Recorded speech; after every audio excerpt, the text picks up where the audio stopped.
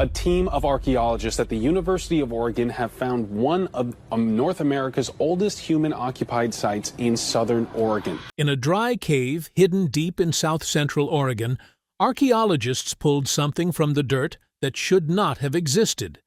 At first, they thought the dating was wrong, so they tested it again. Then again. Different samples, different machines, same result. The evidence pointed to a conclusion that could completely change what we thought we knew about the first humans in America. People were here thousands of years earlier than the history books told us. And what researchers discovered inside those ancient caves wasn't just another artifact. It was evidence that could challenge the entire Clovis timeline. For decades, the story seemed settled. The Clovis people were believed to be the first humans to enter North America. But the evidence from Oregon was about to raise a terrifying question. What if they weren't the first? And before we uncover exactly what the archaeologists found, make sure you subscribe to the channel and turn on notifications because this discovery takes us far deeper into America's forgotten past than anyone expected. The story begins inside the Paisley Caves of Oregon. They eventually spread across the continent, and for decades that was considered the end of the story. It was the version printed in school textbooks, repeated in documentaries, and strongly defended by researchers whose careers had been built around the Clovis theory. But then archaeologists began taking a much closer look at a series of dry caves in south-central Oregon known as the Paisley Caves. The caves had been known for years. The problem was that no one had excavated deeply enough or examined the evidence closely enough. Then researchers finally began digging into the ancient layers. What they discovered wasn't a spear point. It wasn't a stone blade. It was something far stranger. Buried in the cave floor were pieces of preserved human feces, dried and hardened by thousands of years in the extremely dry desert environment. It was an unlikely discovery, but it contained something far more valuable than a stone tool ever could. Ancient human DNA. Scientists extracted mitochondrial DNA from the samples and analyzed the genetic material. The results connected the samples to Native American founding haplogroups A2 and B2.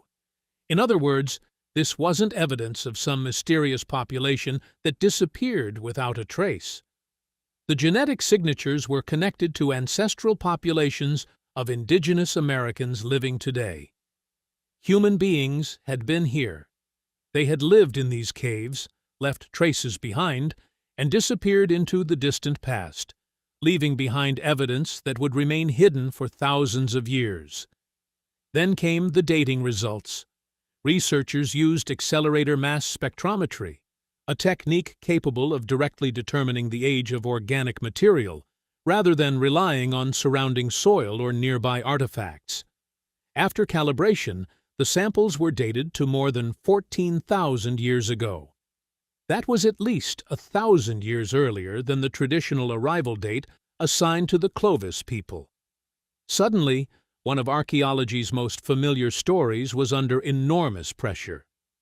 The Clovis people weren't first, and they weren't even close. But here's where the story gets even more interesting. Paisley Caves wasn't actually the first discovery to challenge the traditional timeline. It was simply one of the discoveries that helped break open a debate that had been building for decades. The earlier warning sign had appeared thousands of miles away, inside a sandstone shelter in western Pennsylvania. It was called Meadowcroft Rock Shelter. The site sat beside a small stream roughly 7 miles upstream from the Ohio River. Massive overhanging rock ledges formed a natural roof over the shelter, creating exactly the kind of protected location prehistoric travelers might have chosen for an overnight camp. One archaeologist later described the location as having almost everything a prehistoric traveler could have wanted. And the story began much earlier than the major excavation. In 1955, a local historian named Albert Miller investigated a groundhog hole on the property. When he reached into the disturbed soil, he pulled out a handful of dirt containing artifacts that immediately raised questions. Decades later, in 1973, systematic excavation finally began. At the time, archaeologists believed they had a fairly solid understanding of when humans first entered the New World. The dominant model was still Clovis first, but scientist Jim Adovasio began carefully removing the layers of soil from Meadowcroft, one level at a time, and with every layer he went deeper, the evidence became older. Then the radiocarbon results came back. They suggested that humans had occupied Meadowcroft as far back as 16,000 to 19,000 calibrated calendar years ago. That was a staggering claim. It placed human activity in North America thousands of years before the traditional Clovis timeline. In July 1980, Adovasio published the findings in American Antiquity and directly challenged the Clovis first model. The response was anything but welcoming. Critics questioned whether the samples had been contaminated. Others dismissed the results or refused to accept what they appeared to show. Eventually, researchers even gave this resistance a name: Clovis primacy syndrome. They described the continued defense of the old model as outdated and increasingly difficult to justify.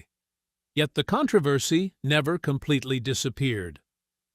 One survey of practicing archaeologists found that only 38% accepted Adovasio's dates.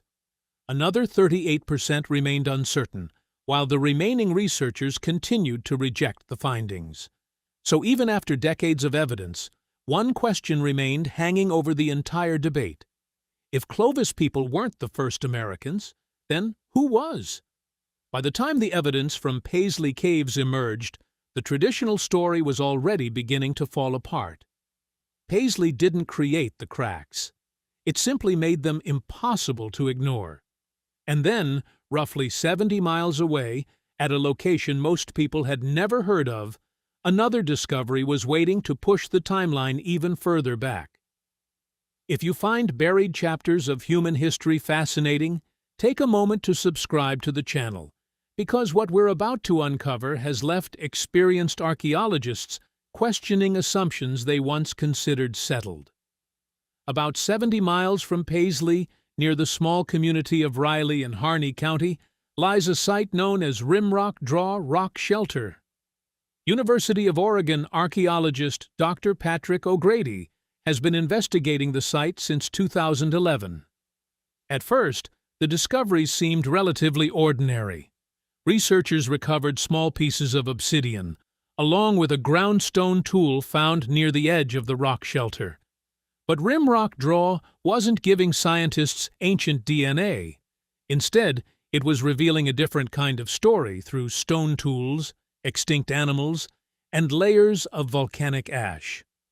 The most important clue was a thin band of pale ash buried within the site.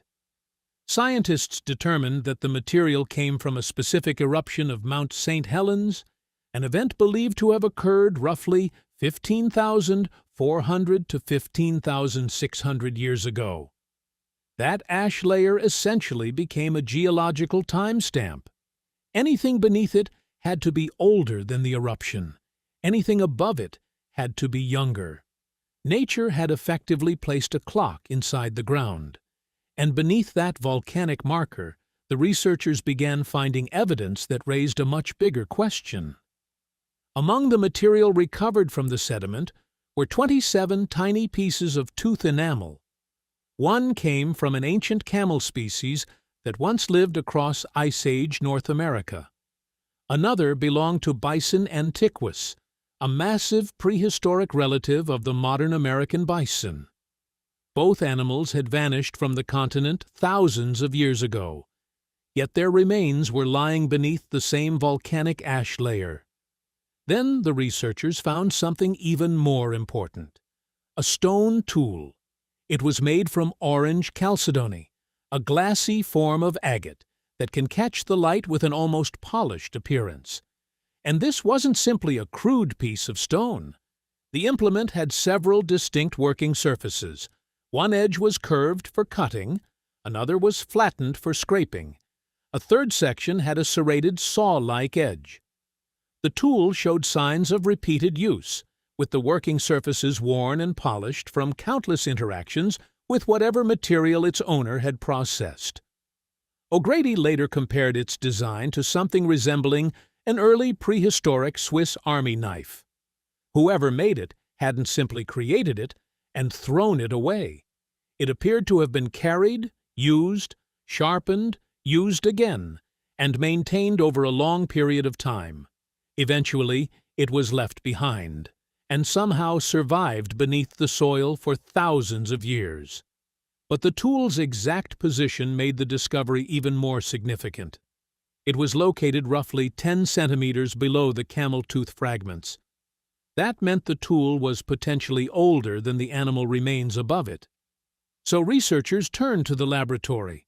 The first dating result was already surprising. Then they tested the material again. The second analysis pointed toward essentially the same age range. The camel and bison teeth appeared to date to approximately 21,000 to 22,000 years ago. For O'Grady, the result was difficult to accept at first. A date that old carries enormous implications, and announcing such a claim without strong supporting evidence could expose the entire interpretation to intense criticism. But this wasn't based on a single sample. There were multiple pieces of evidence and repeated tests producing remarkably similar results. The animals at Rimrock Draw appeared to have lived and died more than 18,000 years before the traditional Clovis timeline, and the stone tool positioned even deeper in the sediment suggested that humans could have been present at the location even earlier. The implications were staggering. The animal remains provided another, and beneath them sat a human-made object. O'Grady later described the moment as a realization that the pieces were beginning to fit together. The ash dated to roughly 15,800 years ago. The camel remains were beneath it, and even deeper was the tool. But there was another detail that made the discovery even more unusual. The tool belonged to a technological tradition known as the Western stemmed tradition. These tools typically feature elongated blades, relatively subtle shoulders, and rounded or stemmed bases, and visually they are nothing like the classic Clovis projectile points. The difference isn't minor. The technology reflects a separate manufacturing tradition, suggesting that the people who created these tools may have followed a completely different technological lineage. And most importantly, these artifacts appear to predate the widespread Clovis style by thousands of years. Whoever made them wasn't following the Clovis tradition. They were using something different. And if that was true, then the story of the first Americans was becoming much more complicated than the old textbook model suggested. But Oregon wasn't the end of the story. It was only the next chapter. Roughly 700 miles to the south, across a vast gypsum desert that had once been part of an ancient landscape, another extraordinary trace of human activity was waiting. Not tools, not bones, not DNA, footprints, dozens of them. Human tracks pressed into ancient sediment and preserved beneath the white sands. There were 61 footprints. And if the dating was correct, the people who made them had been walking across North America at a time when the traditional timeline said they shouldn't have been there. These were the ghost tracks of White Sands. White Sands National Park stretches across an enormous field of brilliant white gypsum dunes in southern New Mexico. In 2009, researchers exploring the remains of ancient lake beds began noticing something unusual beneath the surface. Patterns pressed into the sediment, tracks that looked unmistakably human.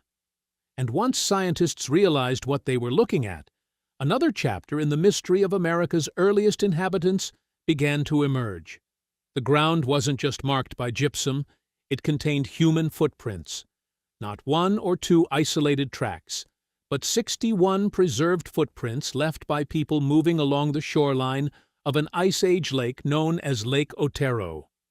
The tracks were remarkably detailed. In some places, researchers could make out individual toes and even the shape of the foot's arch.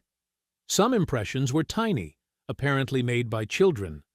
Others were much larger, belonging to adults who seemed to have been moving at a faster pace, almost as if they were running. This wasn't the trace of a single individual. It appeared to be evidence of groups traveling together, including adults and children, across a landscape that has long since disappeared beneath the desert. For a brief moment in time, their movements had been frozen into wet mud. The sediment dried. The lake vanished. The landscape changed. But the footprints remained buried until thousands of years later, when researchers finally discovered them. Then scientists had to answer the most important question: how old were they? The first major dating attempt came in 2021. Researchers examined seeds from a plant known as spiral ditch grass that had been preserved in the same sediment layers containing the footprints. Radiocarbon testing produced an astonishing result. The seeds appeared to be between 21,000 and 23,000 years old. If the dates were accurate, humans had been walking across what is now New Mexico during the height of the last ice age. That created an enormous problem for the traditional timeline. Critics immediately questioned the results. One possibility was that groundwater had introduced older carbon into the seeds, making them appear much older than they really were. It was a reasonable objection, so researchers went back to the site and tried a completely different approach. This time, they examined conifer pollen preserved in the same layers. Pollen offered an important advantage because it wasn't expected to absorb carbon from groundwater in the same way. And the results? They lined up with the original findings. Again, the evidence pointed to approximately 21,000 to 23,000 years ago. Then came another test. In June 2025, a study published in Science Advances examined organic material preserved in wetland mud and shallow lake sediments associated with the footprints. Now there were 3 independent forms of evidence: seeds, pollen, organic sediment, and all 3 produced dates pointing toward essentially the same period, the height of the last ice age, a time when much of North America was locked in an extraordinarily cold and hostile climate.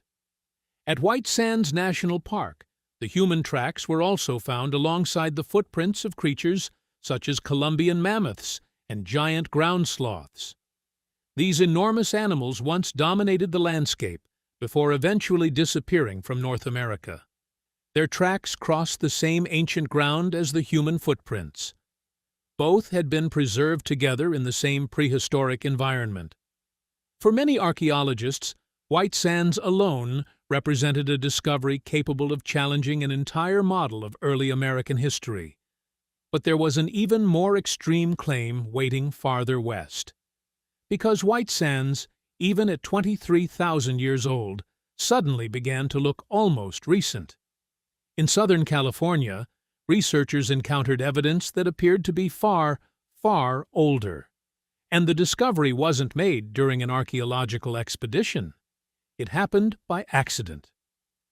During a routine freeway construction project, workers were cutting through the ground when the machinery suddenly struck something solid. The equipment stopped. The crew investigated. At first, whatever they had hit might have looked like ordinary rock, but it wasn't. It was bone, and not just any bone. The remains belonged to a mastodon, an enormous elephant-like animal that once lived across Ice Age North America. Construction halted as paleontologists were brought in to examine the site. But as they began exposing the remains, something became increasingly strange. The bones weren't simply lying there as they would after an animal naturally died. They appeared to have been deliberately broken. The mastodon bones displayed spiral fractures, a specific pattern of breakage associated with bones being damaged while they are still fresh. Ancient fossilized bones generally fracture differently. Fresh bone can bend and twist before breaking. And these bones appeared to show exactly that kind of damage. That raised a disturbing possibility. Someone may have intentionally smashed the bones open. Why? To get to the marrow. For prehistoric humans, marrow would have been an extremely valuable source of concentrated fat and nutrients. But the bones weren't the only strange evidence. Nearby, researchers discovered 5 large stone cobbles. They were roughly fist-sized and didn't appear to belong naturally in the surrounding sediment. Geologists examined the site and concluded that natural water movement was unlikely to have transported stones of that size into that exact location. That meant someone may have carried them there. And if the interpretation was correct, those stones could have functioned as hammerstones and anvils, tools capable of breaking open fresh bone. Then, for reasons lost to history, whoever used them apparently left the site. The stones remained, the bones remained, and eventually the entire scene disappeared beneath the ground. But the biggest shock came when scientists tried to determine exactly when this happened. Researchers used uranium-thorium radiometric dating on the mastodon remains. The results were extraordinary. The tests repeatedly produced an age of approximately 130,700 years. Stop and consider that number. 130,700 years. If humans really were responsible for modifying those bones, then the implications would be enormous. It would place human activity in North America tens of thousands of years earlier than even the oldest widely accepted evidence discussed in the conventional timeline. In 2017, the findings were published in the journal Nature. The study was authored by Stephen Holen, Kathleen Holen, Thomas Demarais, Richard Fulligar, and their colleagues. And suddenly, the question wasn't simply whether humans arrived in America before Clovis. The question had become something much bigger. How long had humans actually been here?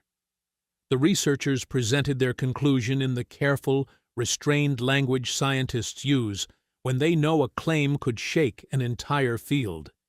But the implication was explosive. Their evidence suggested that some kind of human relative may have been present in North America as far back as 130,700 years ago.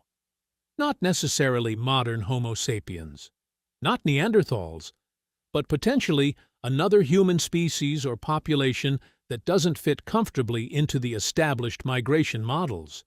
And that creates an enormous mystery. Because if someone really did break open a mastodon's bones in Southern California more than 130,000 years ago, who were they? Where did they come from? How did they get there? And why did they leave behind only a handful of battered bones and stone objects? At the moment, there are no definitive answers. The Cerutti Mastodon site remains one of the most controversial discoveries in American archaeology, with many researchers questioning whether the evidence proves human involvement at all. But the debate raises an even bigger possibility. For decades, the dominant migration story was simple. People came from Asia. They crossed Siberia. They entered North America through Beringia, the enormous landmass that once connected northeastern Asia with Alaska. It was essentially treated as the main gateway into the continent.